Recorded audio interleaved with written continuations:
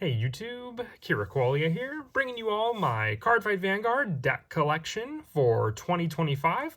Wanted to finally update the entire Cardfight Vanguard collection that I have for all the decks that I've gathered up since the last update.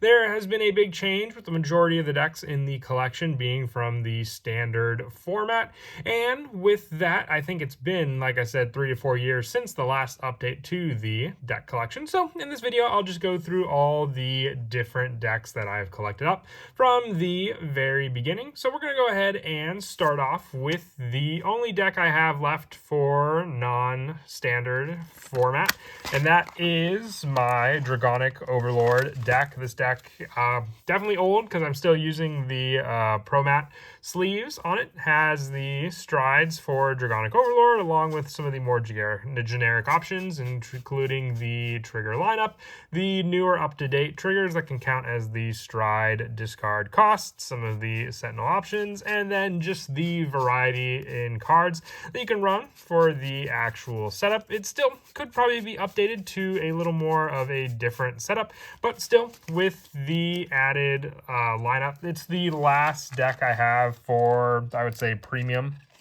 format, and even then I don't really play premium format too much. It's just a deck that I enjoyed a lot when Stride was originally released and just didn't want to get rid of it. Like I said, there's a lot of memories with it. A lot of my decks that I have gotten rid of are just ones that, you know, went to better homes to use in future formats.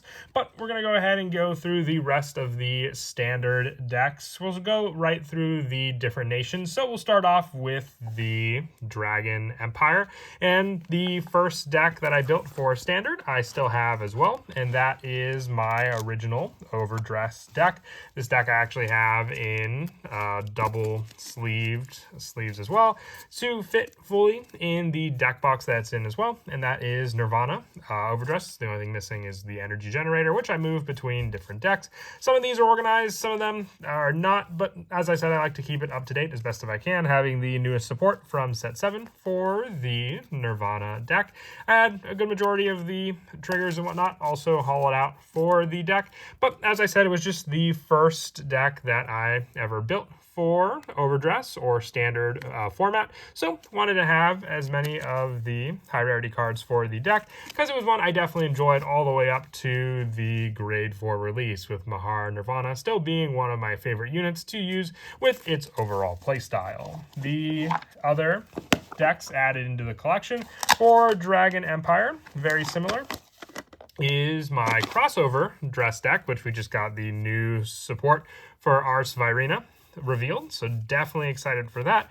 But this deck focuses on crossover dress, which is very similar to overdress, just using a prayer dragon and Trickstar instead of just the lone Trickstar, with our new Vanguard being Nirvana Jiva, being able to set up more of a consistent play style, which I'm sure will just get all the better with the newer support we get from the actual set 10 booster set as well. So I can't really wait to see what they do with those upcoming sets also. Next deck for Dragon Empire is my Dragonic Overlord deck. This deck actually was released in the second booster set, so another deck that has relatively newer support added in, along with the newest one I think being the Balkasi Dragon, which was released in the 6th booster set. But it was one that just had a lot of support released. One of the older decks, I can't believe they revealed encounter decks only after the 2nd booster set for standard format, but Phantom Blaster Dragon and Dragonic Overlord are some pretty big fan favorites, so I can see why they did it as well. Up next is a relatively new one that I updated, but had it from the beginning of Divines, being Triumph Dragon. This one's just updated with the Grandpa support as well to use with Triumph Dragon itself, which I like this version because a lot of the other decks rely on just the new grade 3 from the Koro Koro. This deck, you do use Triumph Dragon as a rearguard option in the deck with the user of Triumph Dragon, Grandpa. So I think that's why I like the deck so much. It just works more of a consistent way to combine the two grade 3s than to just completely cut one out altogether. And another one from the first Vanguard set that I played was Eugene, which this deck has also been recently updated with all of the newer support, including the new Grade 3 Eugene, which I still have the older ones just in a binder that I have for a collection purpose because I've had the deck for so long, so I would just feel too bad to actually get rid of the deck instead of just keep it otherwise. And we have one more Dragon Empire deck, which I think it's tied with Keter Sanctuary for the number of different decks I have, and this is one of my newer ones, which I still need to play more to get practice with, and that is Hellfire Dragon, Warble Dragon, which was from the Cardfight Vanguard Zero collection for the Nintendo Switch. It was an exclusive deck there that they made into a deck after set 8 for Knight's Rebirth, which, once again, more of a generic lineup for this one, focusing more on the Energy Blast ability, but the fact that it was an homage to the original Cardfight Vanguard series, with Warble Dragon being a retrain of the original Cardfight Vanguard units from the Mega Blast series for set 1. Very, very cool how they incorporated that for the deck especially. So for that is the end of the Dragon Empire group. We'll go into the next deck, which is the Dark States deck that I have, which I only have one Dark States deck, but still one of my favorite decks, and that is Fated One of Zero Blangmire. I am just such a big fan of Suo from the series that I wanted to have his deck, and it's been the one consistent Dark States deck that I've kept as well. I don't normally, play Dark States too much. I'm not a big fan of the nation, but this deck is actually just one exception. I really do like how Fated One of Zero Blangmire plays, and we have his newest version as well in the deck, which is one who walks from Zero, Blangmire Nexus, which, like I said, Suo was such an awesome character throughout the entire series, and just having his deck to play is definitely a great way that you can, respect his character and show how much you love the character as well.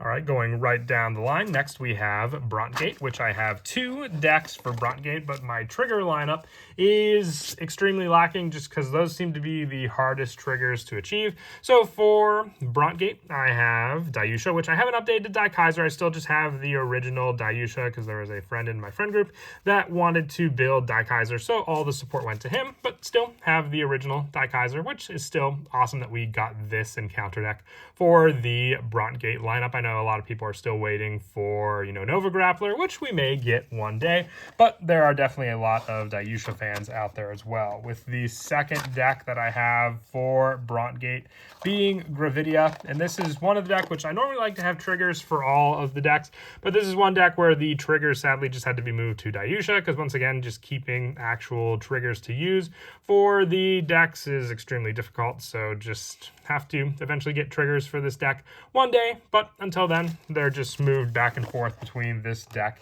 and Dayusha when I use them. But it was a set 3 deck from the 3 that were released that I definitely enjoyed the most. I do have Flagberg, which we'll get to in just a bit, but compared to the other ones, Gravidia, it's just a lot of fun with the overall pressure you can use with the meteorites, and Greedon was built by other people in my friend group also. All right, up next is Keter Sanctuary, which I do have a pretty big amount of decks for Keter Sanctuary as well, with another total of 6 decks together for Keter Sanctuary. We'll start off with the first deck of the group being Hexa Orb, which was another deck that I built out of set 1. The cool thing about set 1 is that they just had so many decks to build from. We had the 5 different nations originally for the starter decks, and then 5 additional decks, so we had 10 decks to work with. So Eugene, Hexa Orb, and Overdress were the 3 big ones that I built first out of the first booster set, and I still have Hexa Orb to this day, updated all the way down to the newest support that we received and the new Vanguard as well. As you see, Pentaculation Sorceress being a set 8 release, and then Hexa Orb Sorceress Aquamarine. I was an original fan of the Oracle Think Tank deck, and you just really got that with Hexa Orb, with the aesthetic of the cards and the actual playstyle of being able to check the top cards of your deck and then gain additional abilities based on revealing a trigger. Now, the other deck that I would say I play the most out of any of my decks, I also update the most, is from the Cardfight Vanguard Divine series, Fated One of Miracles Raziel, which is just a amazing, fun deck to play. It has so many different cards, Rafistor, Nilbaris, the Raziel Vita form. It just all works so consistently well together and makes for a fun deck. And I do like Akina as a protagonist as well. I think he's been a very fun, Vanguard protagonist to follow for all the seasons of Divines. I'm curious where these series will go with the next season after this one, because this season is definitely feeling like it'll be the last one. If it's not, and we still have more Akina, all the better. But as I said, he's been a fun character all the way out through the series up till now. I have a couple encounter decks, which we'll get to in just a second also for Keter, but I do have the other faded one as well, which is the faded one of time, Lyrical Monasterio, which we are getting a new form for her, so can't wait to update her with the release of set 10. Also, we'll see how much actually changes in the deck. I've seen some versions still run the original Lyrical Monasterio.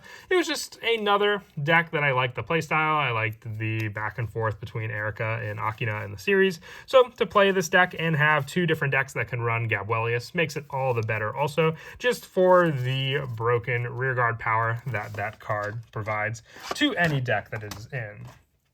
And then also for the we'll save the two encounter decks for last. The next one is the Houndraiser deck, which was a Keter deck released in set 7, making use of the many different Hound cards. It got some set 8 support as well. I haven't really played this deck too much. I would like to. It looks like a very fun deck, and this deck would be one of the two new homes because you can't run Sargon in the Raziel deck anymore. So this is one of the two decks that I move my Sargon playset back and forth. It is currently in my one encounter deck that I use, but Houndraiser, I just like the aesthetic. Dog Breeder Akane from the original series feels like they were honoring with this deck to play for that card also. But yeah, it's definitely one that I have to play more. It's one I built just because it was pretty easy to build from set 7, but one I definitely need to play more compared to all the other decks. For the actual encounter decks, I had Majesty Lord Blaster, but the deck is currently King of Knights Alfred. I am a much bigger fan of the King of Knights Alfred than the Majesty Lord Blaster. This was one of the first cards I pulled from original Vanguard. I have it actually in an opening on the channel. So to pull Alfred first was definitely a great pull to see.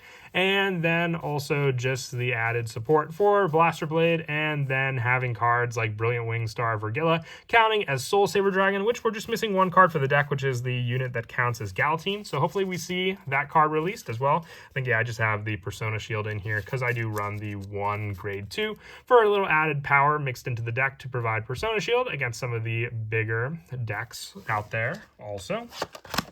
And then the final encounter deck that I run is Incandescent Lion Blonde Ezel. I had this in my binder for the longest time, but with Platina Ezel just being released, I wanted to finally put the deck together. I had everything for it, and I'm having a lot of fun with it. I don't know if I have as much fun as it when I use this deck as I do Alfred. Alfred, I just feel more of my play style. This deck, very Gold Paladin-like, as people would say, just with how many units you can set up. But still, I just feel like the original Blonde Ezel had a little more fun, but still, I'm enjoying this deck to the extent that I can for the different encounter decks. A couple of my friends in the group built, Phantom Blaster Dragon and Minerva, but these were the two different encounter decks that I decided to stick with.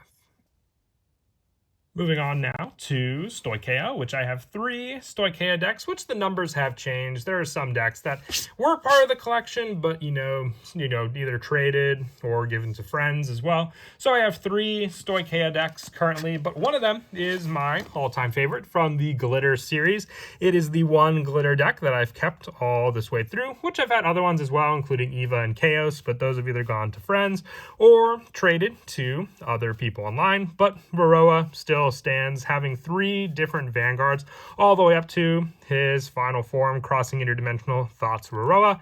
This deck I've just had so much fun with. The token playstyle I feel is truly represented with this deck since you have 2 different tokens to play, and it was the deck that I built out of the 5th booster set for Cardfight Vanguard, and with it was a lot of fun because we had 5 different friends in the group, and we each picked a different glitter deck to run as our initial main Vanguard, and Varroa was the one that I decided to build, and I had a lot of fun with it as well, all the way up to this point. If we're going to get any more support for it, I'm not sure. It feels like the glitter story has ended with the final release in set 6, so I guess we'll just have to wait and see. Now, another Stoecheia deck that I have, was one of the ones that I mentioned earlier in the video, and that is Flagberg, another one that I built alongside with Gravidia from set 3. And Flagberg has just gotten so much support that there are so many different ways to build the deck, with the main focus being the one Vanguard that also has not gotten a new form compared to all the other ones. Eugene, Hexaorb, Gravidia, Greedon, you name it, they've all gotten new Vanguards. Flagberg still remains the same grade 3 Vanguard, which is one in few. So many other cards have gotten new support. Flagberg just has not gotten an actual new, Vanguard form yet. I don't know if that's just because Flagberg is perfect and doesn't need any fixing, but I still find that very, very funny. I was going to say that for the next deck that I have, but we are getting a new Granfia Vanguard form in the next booster set, so that can't be said for this deck anymore. We're going to get a new form of the token, which I've had fun with this deck. Like I said, I like decks that can play tokens, and being able to set up a Noblesse Rose token with Granfia is a different play style compared to Aroa, and that's why I like to use this deck as well, just as an added Vanguard pressure. And I hope we see some new, changes to the deck as well when we get the new grade 3 in set 10. And up next, we have the final nation category, and that is Lyrical Monasterio, with the other decks after this category just being the ones that aren't classified into any actual nations themselves.